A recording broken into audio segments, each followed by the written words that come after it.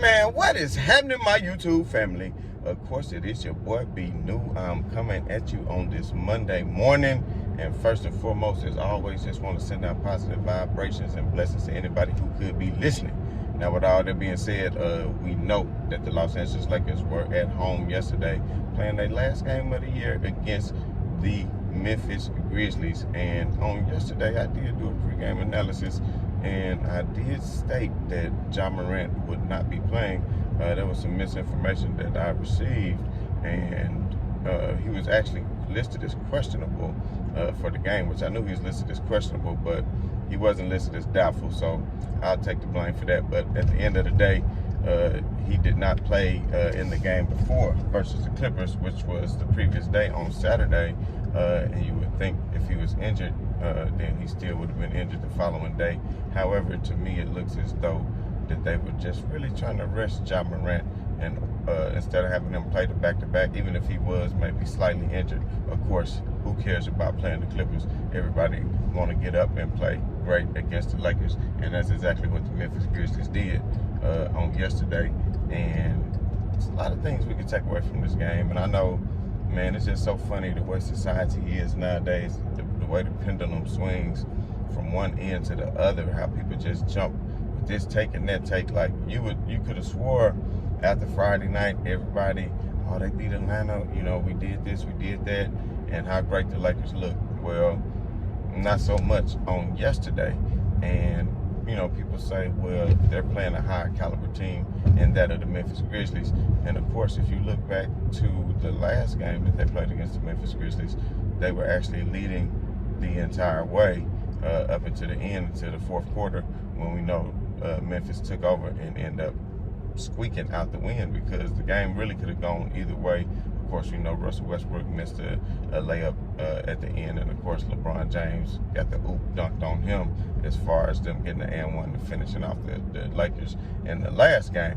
But on yesterday, it was what you call a bully beatdown that the Lakers received, and of course everybody worried and people want to point fingers. But you know, every time that I watch a game, I have to give my honest analysis of the game. So of course, a lot of people are mad at Frank Vogel because Frank Vogel waited so late to go big.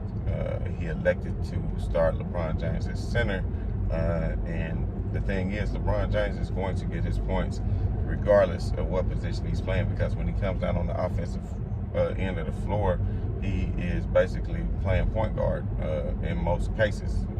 So at the end of the day, the main reason for LeBron moving to center is to open up some of the lanes and get the Lakers offense going by drawing the team's defense out of the lane. And basically, in those previous games, I want to say the Lakers were 5-0 when LeBron James started at center. Now on yesterday, now think back to the previous game when the Lakers played Memphis. Of course, Steven Adams was starting, and we all know Steven Adams is a big man who go get his down in the paint. And if you look at the previous game, Dwight Howard got the start and played well against Steven Adams, and the Lakers played big. Well, since Steven Adams wasn't playing, Frank Vogel decided instead of playing big, he would play small with LeBron at center. And LeBron did everything he could. As we all know, he scored over 20 in the first half just to keep the Lakers afloat. Now, after the first quarter, it was tied 27-27. Of course, then in quarter number two, the Grizzlies outscored the Lakers 38-25.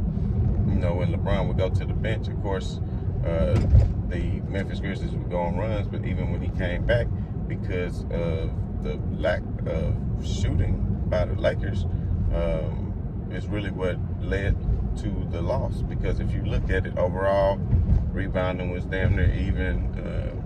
Turnovers was 12-12, even though Grizzlies did get 19 points off turnovers compared to the Lakers 11.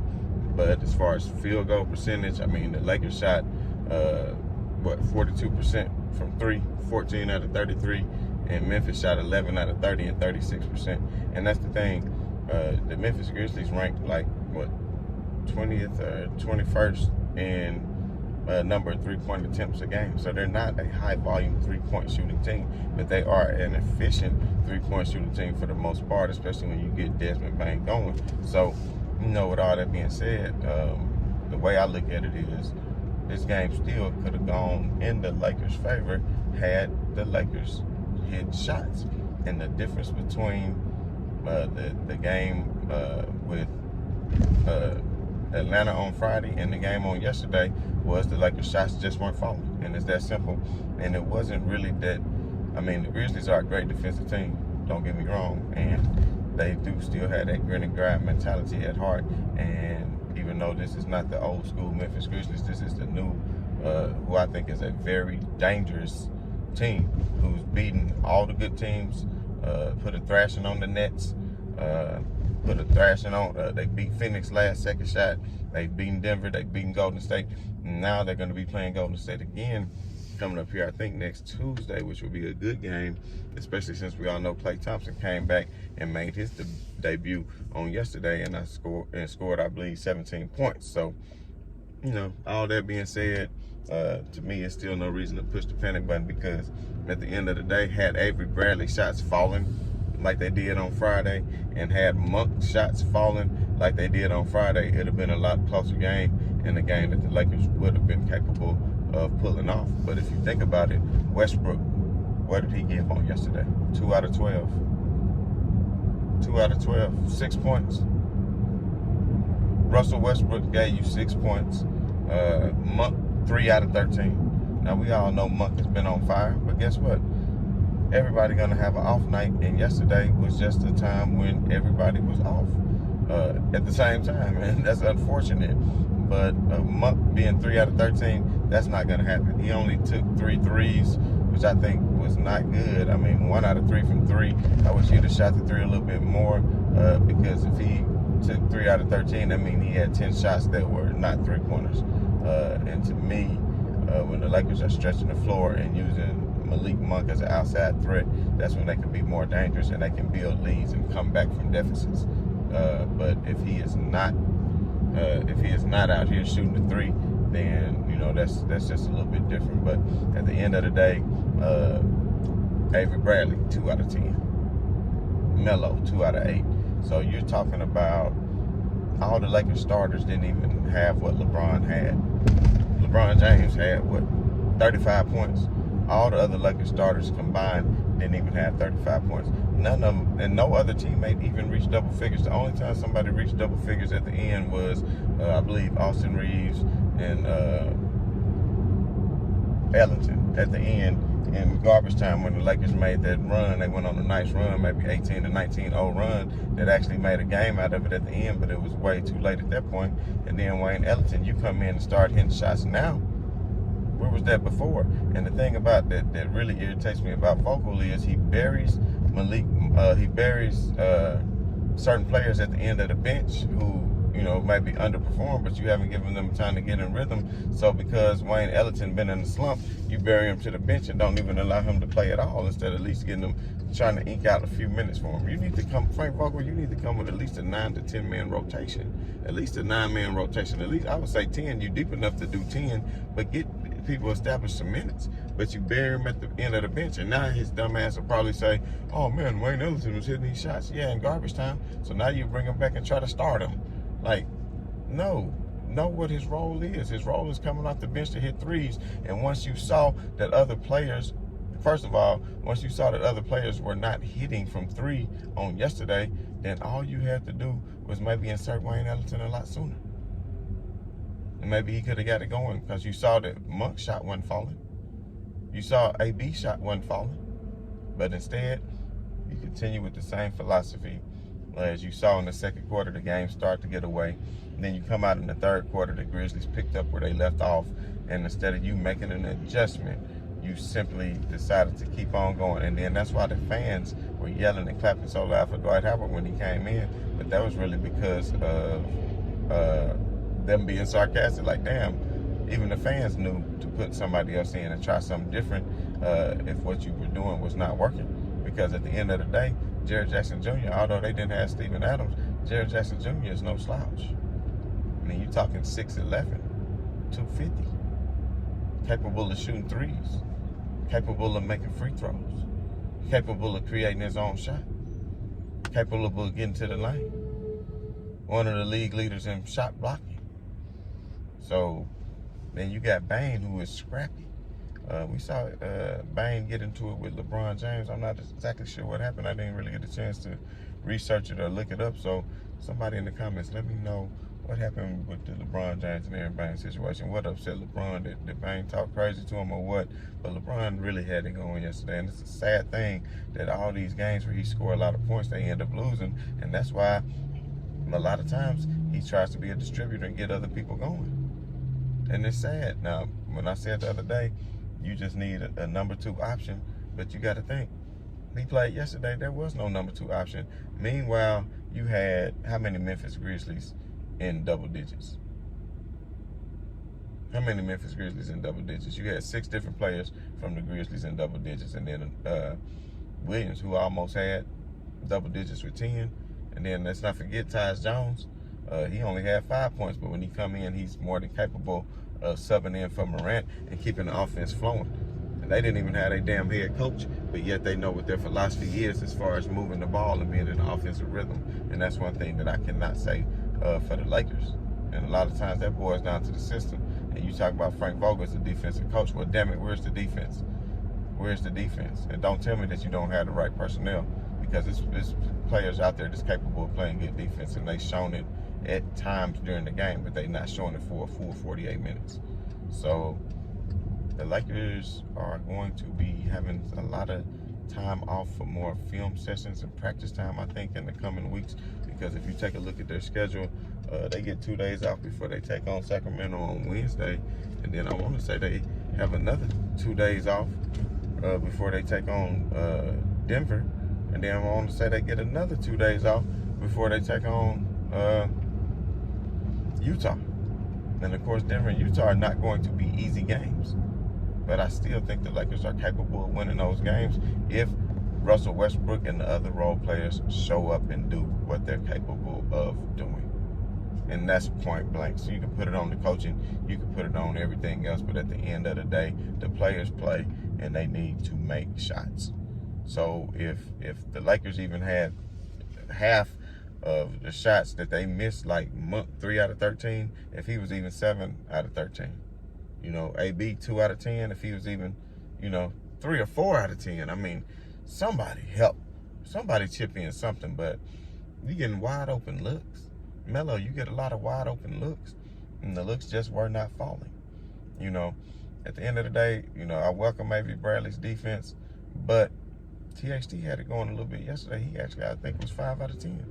Why did he only get 15 to 16 minutes of playing time if he had it going? And he's been playing a lot better defense as of late. So why didn't he get more minutes on yesterday? He actually even hit a couple of threes. And once he started hitting threes, that's going to open enough for him to be able to get to the lane.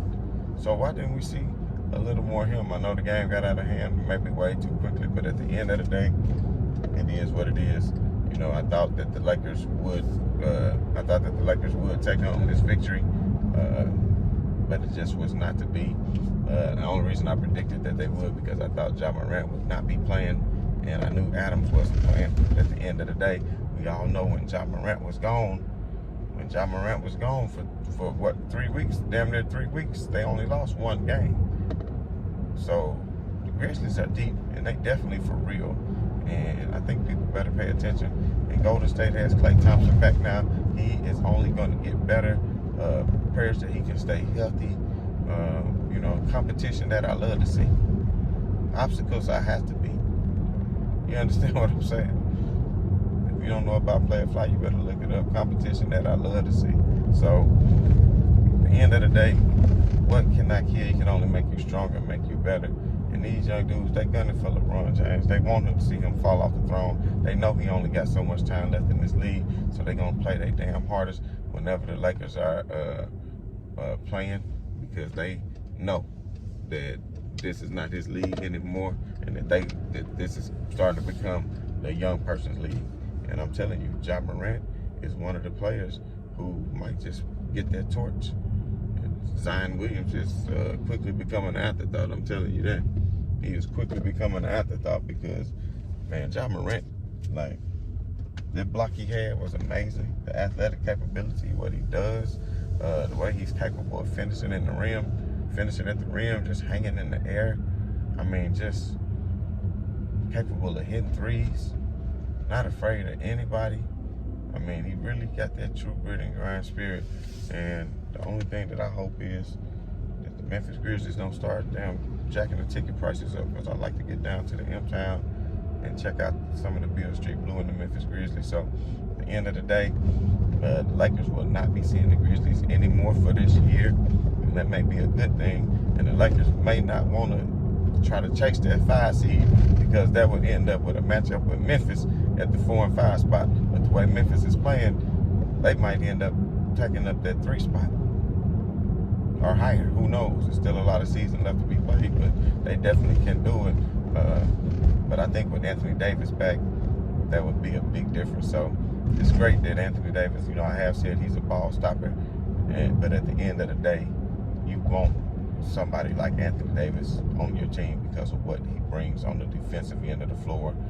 Because had he played yesterday and the Grizzlies were missing Steven Adams, it would have been a field day, I think, for Anthony Davis.